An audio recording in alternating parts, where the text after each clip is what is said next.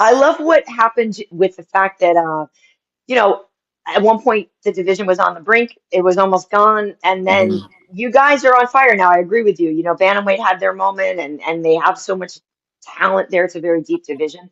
But you guys are doing more now. You're getting more finishes. Like you're more exciting. People should know your boxing is fantastic. Was that your first skill, right? And because you are still so young, so how early did you start doing that? Because you're incredible. Was that something you started all the way back in Myanmar, or is that something you only did once you got to the States?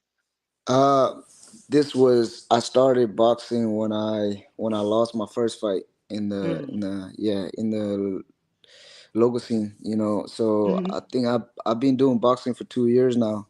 But hmm like in Texas, I used to fight a lot in the street or in school Okay. and stuff like that. So like when you fight there, they don't like holding or kickings or something like that. So Yeah. in Texas when we fight, it was like mostly hands. So Yeah. you know what I mean. As a young age, I fall in love with my hand. Nice. Were you getting picked on? Was it why were you fighting?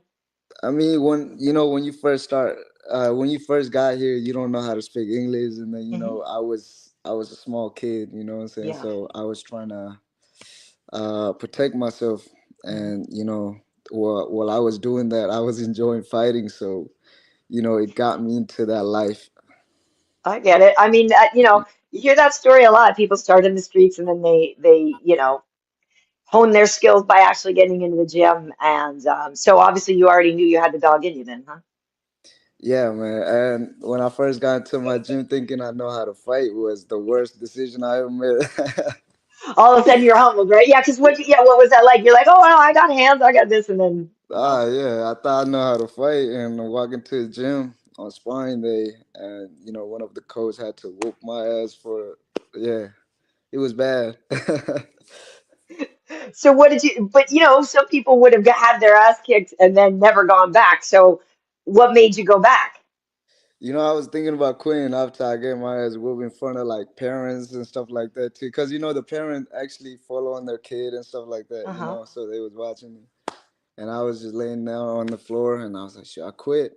And I was like, "You know what? I ain't no bitch, Yeah. So I was like, let me go back, and I got my ass whooped every day, not every day, every week for like three months, and then Yeah. after that, I met a coach named Coach Matt, Mhm. and ever since that, he started teaching me a little move and stuff like that. That's when I started learning.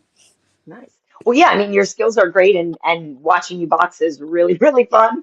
And you have a lot of power in there. I mean, it looks like a good time. So I guess that then in those moments. I mean, I'm always interested in what's going through a fighter's mind in those deepest, darkest moments. I mean, do you get flashbacks to those days getting your ass kicked when you were early, when you're in the middle of a dogfight in the UFC?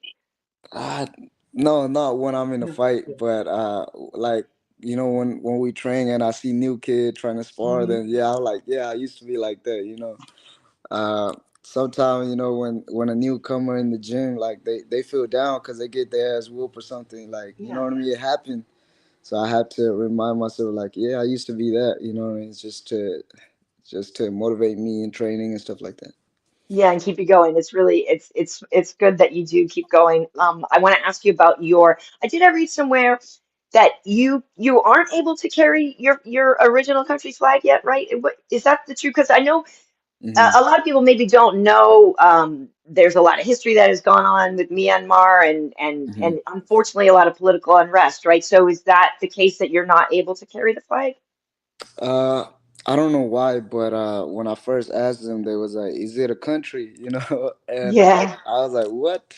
Yes, it is a country, and then I had to pull Google and show them that Myanmar was a country, hmm and then there was like a commission behind it, like behind the UFC. It's not the UFC people that don't let me carry it. It's like the commission behind it or something. Right. Like they say they have to approve that it was a country, and you know what I mean. I've been asking for them to like let them approve my flags for like a while. You know what I mean? Every Mhm. fight, and I think it was 3 days ago, 4 days ago, they just approved my flag. So my next fight, I'll be able to carry my flag. Awesome. That's great. I'm happy to hear that. And it's tough because I think it was a few years ago when some conflict and different things started with the consulate in Jerusalem, right? There was that, I think that's what initiated it. And then they started to say no flags at all. And some Hmm. people were carrying a universal crest and things like that. So it's tough because you want to show pride, but Yeah. yeah. How big of a deal are you for your home country? I mean, are you a local hero? Oh, hopefully I'm famous there. You know what I mean? Yeah. Hopefully people know me there, and especially like right now in this situation that we are in Hmm. Myanmar, like I really want to represent the country, especially now because of the civil war that going on and Hmm. all this, uh, you know what I mean, all this government bullshit that going on. You know what Yeah. I mean? I really want people to see the light in Myanmar. You know what I mean? To like for the new generation, like the younger generation, that Myanmar, like we still got good thing going on. Just to show them that live, I live a happy feeling or something. Like, Hmm. Hmm. yeah, that's my main goal. I love that. I love that.